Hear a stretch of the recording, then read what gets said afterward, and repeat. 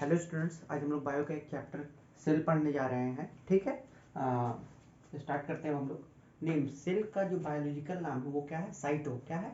Cyto. Study cytology. Cell की study को क्या कहते हैं? साइटोलॉजी। डिस्कवर्ड सेल को जो डिस्कवर्ड किया था किसने? रॉबर्ट हुक ने। किसका? डेड सेल का। डेड सेल को किसने खोजा था? रॉबर्ट हुक ने। ठीक है, डिस्कवर किसका क्या था? डेड सेल का किसने किया था? Robert Hooke. स्मॉलेस्ट सेल, दुनिया की सबसे छोटी सेल, वर्ल्ड स्मॉलेस्ट सेल, तो क्या है? माइकोप्लाज्मा। क्यों क्या हो जाएगा? माइकोप्लाज्मा। ये क्या है? यूनिसेलुलर है। क्या है? यूनिसेलुलर। ठीक है। लार्जेस्ट सेल, तो लार्जेस्ट सेल क्या है? Ostrich egg. क्या है? Ostrich egg. ठीक है। अब आइए लॉन्गेस्ट सेल, सबसे बड़ा सेल हमारे बॉडी में। ठीक है, सबसे बड़ा सेल क्या है? न्यूरॉन। सबसे बड़ा सेल कौन सा हो जाएगा?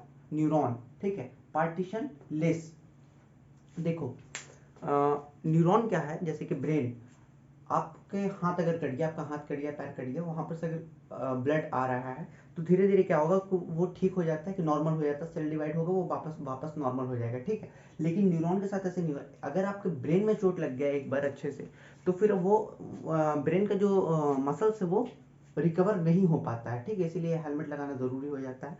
तो क्या होता है? पार्टीशन लेस होता है, ये सेल डिवाइड ब्रेन में नहीं करता है, न्यूरॉन सेल डिवाइड नहीं करता। ठीक है। फास्टेस्ट सेल डिवीजन, सबसे तेज सेल डिवीजन किसमें होता है? लीवर में। अगर आप अपने लीवर को काट भी दीजिएगा तो लीवर क्या है? फास्टेस्ट, फिर से नॉर्मल शेप में आ जाएगा। वो नॉर्मल शेप में आ जाएगा, फास्टेस्ट सेल डिवीजन होता है, बहुत तेज सेल डिवीजन होता है, वो अपने नॉर्मल शेप में आ जाएगा। मान लीजिए इस तरह से लीवर है, अगर आप इसको इतना काट भी दिया तो ये इतना वापस नॉर्मल स्टेज में आ जाएगा, ये नॉर्मल हो जाएगा।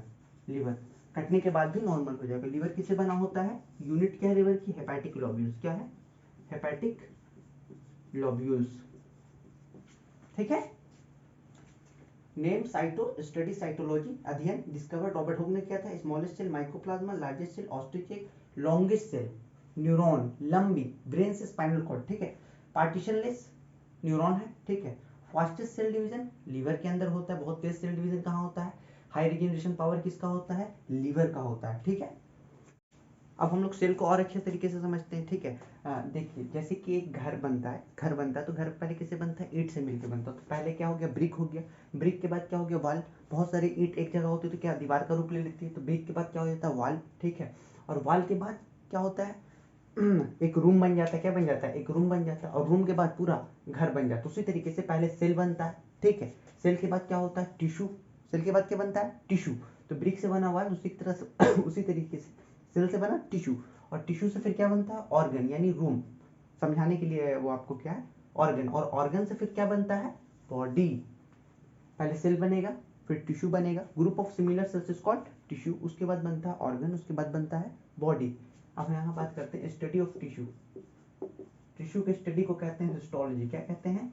हिस्टोलॉजी। जब हम टिश्यू चैप्टर पढ़ाएंगे तो हम टिश्यू को काफी डीपली बताएंगे आपको। ठीक है।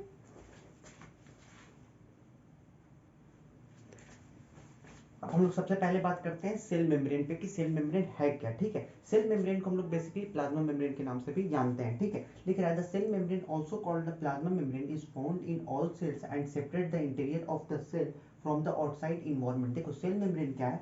सेल मेम्ब्रेन को हम लोग प्लाज्मा मेम्ब्रेन के नाम से भी जानते हैं। सेल मेम्ब्रेन प्रेजेंट कहाँ होता है? सेल मेम्ब्रेन जो प्रेजेंट होता है ये is found in all cells and separate, ये प्रेजेंट होता है सेल मेम्ब्रेन एनिमल सेल में प्रेजेंट होता है और प्लांट सेल में ही प्रेजेंट होता है। सेल मेम्ब्रेन कहाँ कहाँ प्रेजेंट होता है? एनिमल सेल में ही प्रेजेंट होता है और प्लांट सेल में भी प्रेजेंट होता है। ठीक है। और क्या कहता है सेल मेम्ब्रेन? बेसिकली हम लोग समझते हैं सेल मेम्ब्रेन क्या होता है।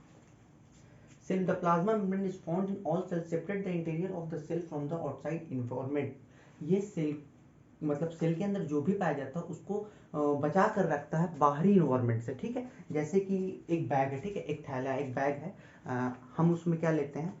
फर्स्ट लेते हैं कुछ आलू ले लेते हैं, प्याज ले लेते हैं। उसी तरीके से सेल मेम्ब्रेन और उसके जो बाहर का लेयर जो पॉलीथीन में जिस बैग में या थैला में हम लाते हैं, जैसे मान लिया जाए ये सेल मेम्ब्रेन है, ये सेल मेम्ब्रेन मान लिया पॉलीथीन है, तो उसके अंदर आलू ले लिया, प्याज ले लिया, अदरक लहसुन जो भी है ले लिया। ठीक है, उसके अंदर ले लिया। उसी तरीके से सेल मेम्ब्रेन के अंदर जैसे मान लिया जाए राइबोसोम है, इसके अंदर क्या है? राइबोसोम है। फिर न्यूक्लियस भी है, न्यूक्लियस है, माइटोकॉन्ड्रिया है। जस्ट लाइक मान लीजिए सेल मेम्ब्रेन एक पॉलीथीन है और उसके अंदर क्या प्रेजेंट है, राइबोसोम, न्यूक्लियस और माइटोकॉन्ड्रिया, बस इतना ही है। सेल मेम्ब्रेन बाहरी लेयर है, ठीक है, सेल मेम्ब्रेन बाहरी लेयर है जो कि कहाँ पाया जाता है, एनिमल सेल में ही पाया जाता है और प्लांट सेल में भी पाया जाता है। अब बात आती है सेल मेम्ब्रेन बना किससे होता है। सेल मेम्ब्रेन बना होता है is made up of lipid plus protein.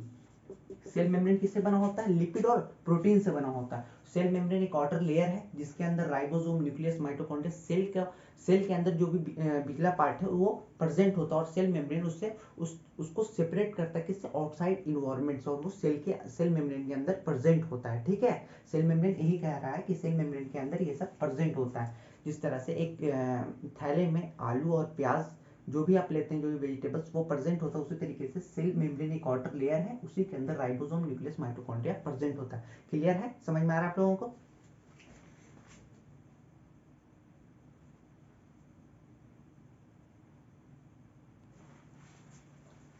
अब हम लोग बात करते हैं सेकंड में सेल वॉल के बारे में कि सेल वॉल है क्या। ठीक है, क्या कह रहा है, the cell wall is the outer most covering of a plant cell, it is tough and flexible layer that provide structural support and protection to the cell. देखो सेल वॉल जो होता है ये आउटर मोस्ट कवरिंग है किसका, plant cell. ठीक है, cell wall बना किससे होता है, cell wall is made up of, cell wall बना होता है सेलुलोज से। किससे बना होता है, सेलुलोज से। सेल वॉल प्रेजेंट होता है सिर्फ प्लांट सेल में, ये नॉट प्रेजेंट होते, ये एनिमल सेल में प्रेजेंट नहीं होता है।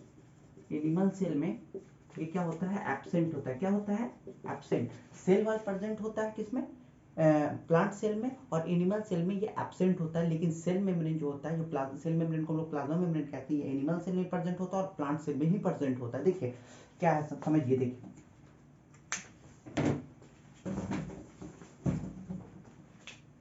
देखिए ये बाहरी लेयर है, ये है सेल वॉल। क्या है, सेल वॉल, और ये इसकी इनर पार्ट ये है सेल मेम्ब्रेन। क्या है, सेल मेम्ब्रेन। और यहाँ क्या है, न्यूक्लियस। क्या है, न्यूक्लियस है, राइबोसोम है, या और भी बहुत सारे सेल के अंदर के मटेरियल। ठीक, तो देखो सेल वॉल क्या है, दोहरी झिल्ली है। सेल मेम्ब्रेन में सिर्फ सिंगल रहता है, लेकिन सेल मेम्ब्रेन की जो बाहर का लेयर है सेल वॉल, ये डबल प्रोटेक्शन देता है, डबल पावर देता है। मान लीजिए एक बैग है जिसकी कैपेसिटी वो 2 kg का सामान उठा सकता है। ठीक है, सेल मेम्ब्रेन 2 kg का सामान उठा सकता है, लेकिन अगर आप उसको 3 kg का सामान दीजिएगा तो वो नहीं उठा पाएगा। उसी तरीके से उसके हेल्प कौन करता है, सेल वॉल। सेल वॉल उसका बाहरी लेयर है। सेल वॉल डबल प्रोटेक्शन देता है, क्या करता है, डबल सपोर्ट देता है। ठीक है, डबल सपोर्ट देता है, डबल सपोर्ट देता है कौन, सेल वॉल। सेल मेम्ब्रेन तो उतना वो संभाल रहा है, लेकिन इसके बाहर का जो लेयर है उसको कौन सपोर्ट करता है, सेल वॉल। ठीक है, सेल वॉल इसको डबल सपोर्ट देता है। सेल वॉल प्रेजेंट कहाँ होता है, सबसे इंपॉर्टेंट, सेल वॉल प्रेजेंट होता है प्लांट सेल में। सेल वॉल एब्सेंट कहाँ होता है, ये क्वेश्चन बन सकता है, सेल वॉल एब्सेंट होता है एनिमल सेल में। Cell wall is the outer most covering, ये याद रखिएगा, आउटर मोस्ट कवरिंग, बाहरी लेयर है। ठीक है, covering of a plant cell, it's tough and flexible, ये क्या होता है, फ्लेक्सिबल होता है। ठीक है, दैट प्रोवाइड एक structural support and protection to the cell, ये क्या करता है, सपोर्ट और प्रोटेक्शन, प्रोटेक्ट करता है किसको, सेल को। सेल के अंदर जो भी राइबोसोम है, लाइसोसोम है, न्यूक्लियस है, सबको क्या करता है, प्रोटेक्ट करता है कौन, सेल वॉल। समझ में आया, सेल वॉल बना किससे होता है, सेलुलोज से बना होता है। सेल वॉल एब्सेंट कहाँ होता है, एनिमल सेल में एब्सेंट होता है। समझ में आ गया, क्लियर है। अब मैं आगे बढ़ूं, अब हम लोग नंबर 3 पे बात करते हैं माइटोकॉन्ड्रिया के बारे में। ठीक है, माइटोकॉन्ड्रिया बेसिकली है क्या, माइटोकॉन्ड्रिया फेमस टर्म है। माइटोकॉन्ड्रिया को हम लोग क्या कहते हैं, power house of the cell. Power house of the cell कहते हैं, power house of the cell found in large number of most cells in which the biochemical process of respiration, energy production occurs. देखो mitochondria कहते हैं power house of the cell, कहते हैं हम लोग mitochondria क्या कहते हैं, power house of the cell.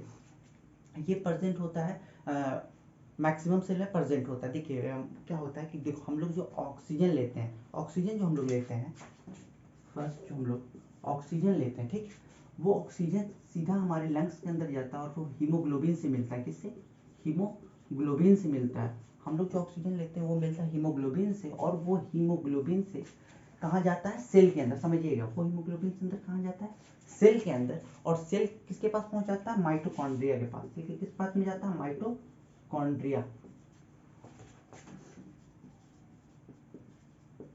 Oxygen हम लोग लिया, उसका हीमोग्लोबिन में गया, सेल उसका, देखो क्या कहता है, power house of the cell, हम लोग उसी को समझेंगे कि पावर हाउस क्यों कहते हैं। तो पहले ऑक्सीजन हम लोगों ने लिया, उसके बाद हीमोग्लोबिन यानी ब्लड में मिला, और हीमोग्लोबिन सेल में पहुंचा, और सेल के किस भाग में, माइटोकॉन्ड्रिया। माइटोकॉन्ड्रिया एक साइकिल चलाता है, माइटोकॉन्ड्रिया एक साइकिल चलाता है जिसे क्रिप्स नामक साइंटिस्ट ने डिस्कवर किया था, उससे इसीलिए हम लोग उस साइकिल को क्रिप्स साइकिल कहते हैं। क्या कहते हैं, क्रिप्स साइकिल, इसीलिए हम लोग उसको क्या कहते हैं, क्रिप्स साइकिल। और क्रिप्स साइकिल में क्या होता है, क्रिप्स साइकिल में क्या होता है कि माइटोकॉन्ड्रिया 38 एटीपी बनाता है। क्या बनाता है, 38 एटीपी बनाता है। क्या बनाता है, 38 एटीपी बनाता है, ठीक है। 38 एटीपी किसका क्या बनाता है, फिर ग्लूकोज, क्या बनता है फिर, ग्लूकोज, C6H12O6, ग्लूकोज का तो फॉर्मूला पता होगा ना, ग्लूकोज C6H12O6। क्रेब साइकिल उसका बनाता है 38 एटीपी, और फिर क्या बनता है, ग्लूकोज, और ये ग्लूकोज हमको क्या देता है, पावर यानी एनर्जी। समझ में आया। देखिए हम लोगों ने ऑक्सीजन लिया, ऑक्सीजन किसमें मिला, ब्लड में, ब्लड में क्या है, हीमोग्लोबिन, हीमोग्लोबिन क्या करता है, सेल, सेल के किस भाग में पहुंचाता है, माइटोकॉन्ड्रिया, और माइटोकॉन्ड्रिया एक साइकिल चलाता है, कौन सा साइकिल, क्रिप्स साइकिल। यहाँ पे एक क्वेश्चन बनेगा कि माइटोकॉन्ड्रिया के अंदर कौन सा साइकिल होता है, तो क्या होता है, क्रिप्स साइकिल होता है। कौन सा साइकिल होता है, क्रिप्स साइकिल होता है, ठीक है। और वो क्रिप्स साइकिल कितना एटीपी बनाता है, ये भी याद रखिएगा, कितना एटीपी बनाता है, 38 एटीपी बनाता है। और ये एटीपी, एटीपी का फुल फॉर्म होता है एडिनोसाइन ट्राइफॉस्फेट। ये 38 एटीपी क्या बनाता है, ग्लूकोज, क्या बनता है, ग्लूकोज, और ग्लूकोज से क्या मिलता है, पावर। समझ में आया, ऑक्सीजन से लेके पावर तक का। इसीलिए हम लोग माइटोकॉन्ड्रिया को क्या कहते हैं, power house of the cell. Clear है, समझ में आ रहा है। Oxygen, haemoglobin, cell, mitochondria, Krebs cycle 38 ATP, फिर ग्लूकोज, उसके बाद हम लोगों को मिलता है पावर। क्रेब्स साइकिल कहाँ होता है, क्रेब्स साइकिल प्रेजेंट होता है बाबू माइटोकॉन्ड्रिया में। कहाँ होता है माइटोकॉन्ड्रिया में प्रेजेंट होता है, ठीक है। समझ में आ रहा है माइटोकॉन्ड्रिया, क्लियर है।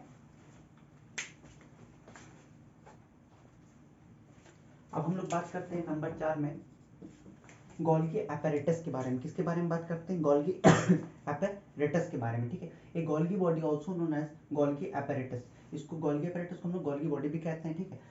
is a cell organelle that helps process and package proteins and lipids molecules, especially protein distinct to be exported from the cell। देखो गोल्गी एपैरेटस का जो डिस्कवर किया था वो किसने किया था, कैमिलियो गोल्गी ने। किसने किया था, कैमिलियो गोल्गी।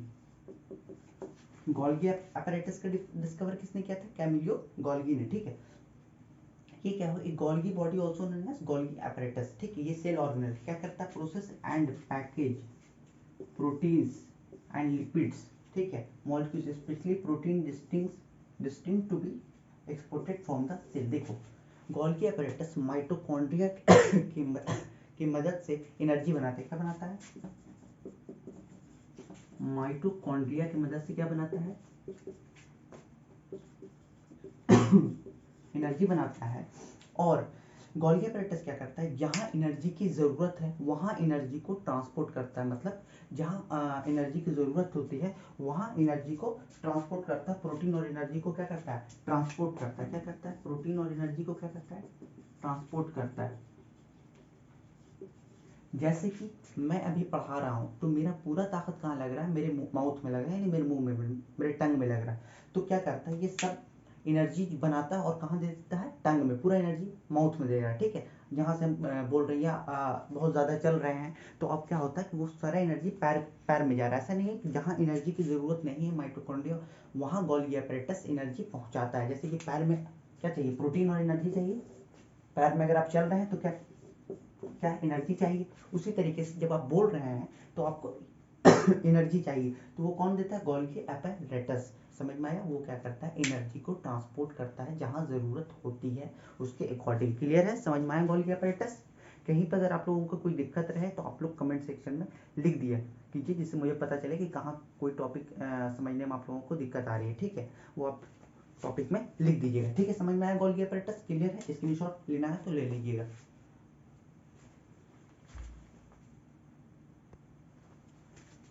अब हम लोग नंबर 5 के बारे में बात करते हैं, सेंट्रोजोम। सेंट्रोजोम क्या है? A centrosome is a cellular structure, a centrosome is a cellular structure involve in the process of cell division. Centrosome एक सेलुलर स्ट्रक्चर है जो कहाँ क्या करता है? सेल डिवीजन में हेल्प करता है, इन्वॉल्व होता है किसके अंदर? सेल डिवीजन के अंदर, प्रोसेस ऑफ सेल डिवीजन। देखो सेल डिवीजन मतलब कहने का मतलब जैसे कि सेंट्रोजोम सबसे ज्यादा प्रेजेंट कहाँ होता है? लीवर में होता है। कहाँ होता है? लीवर में। और सेंट्रोजोम प्रेजेंट कहाँ नहीं होता है? ब्रेन में, क्योंकि नर्व से डिवाइड नहीं करता, न्यूरॉन तो डिवाइड नहीं करता नहीं, ठीक है। और लीवर में प्रेजेंट होता है, मैंने वीडियो के स्टार्टिंग में ही बताया था कि लीवर में प्रेजेंट होता है, कि लीवर को अगर आप काट भी दीजिएगा तो वापस लीवर जो होता है नॉर्मल स्टेज में आ जाता है। लेकिन जो ब्रेन होता है, ब्रेन कैसे डिवीजन नहीं करता, सेल डिवाइड नहीं करता, किसका? ब्रेन का, ठीक है। न्यूरॉन का जो सेल होता है वो डिवाइड नहीं करता, लीवर डिवाइड करता है। मान लीजिए आपका हाथ कट गया, पैर कट गया, वो वापस एक नॉर्मल स्टेज में आ जाता है। जैसे कि सेल डिवीजन हम लोग कितने तरीके का होता है बॉडी में? सेल डिवीजन जो होता है हम लोग पढ़ेंगे सेल डिवीजन के बारे में। बेसिकली जो होता है माइटोसिस एंड अगेन होता है मियोसिस। तो लीवर में बॉडी के हर एक पार्ट में सेल डिवीजन होता है, लेकिन ब्रेन में नहीं होता है। समझ में आया? क्लियर है? Centrosome, a centrosome is a cellular structure involve in the process of cell division. ये प्रोसेस किसमें? सेल डिवीजन के प्रोसेस में इन्वॉल्व होता है। और ये क्या करता है? सबसे ज्यादा प्रेजेंट होता है लीवर में, नहीं प्रेजेंट कहाँ होता है? ब्रेन में। क्लियर है? समझ में आ रहा है? हमने सेंट्रोजोम के बारे में बात किया, गोल्गी एपैरेटस के बारे में बात किया, हम लोगों ने माइटोकॉन्ड्रिया के बारे में बात किया, हम लोगों ने सेल वॉल के बारे में बात किया, सेल मेम्ब्रेन के बारे में बात किया, स्टडी ऑफ सेल के बारे में बात किया। उम्मीद करता हूँ आप लोगों को सब क्लियर होगा। अगर कोई नेक्स्ट टॉपिक आप लोगों को पढ़ना है तो आप लोग कमेंट सेक्शन में लिख दीजिएगा, मैं कोशिश करूंगा जल्द से जल्द उस पर वीडियो लेकर आऊँगा। लेकिन अभी सेल के अंदर ये सेल का पहला पार्ट है, सेल का सेकंड पार्ट बहुत जल्द आएगा, ठीक है। आपके अपने चैनल पर। आप लोग जब तक बने रहिए, पढ़ते रहिए। Have a nice day. Thank you.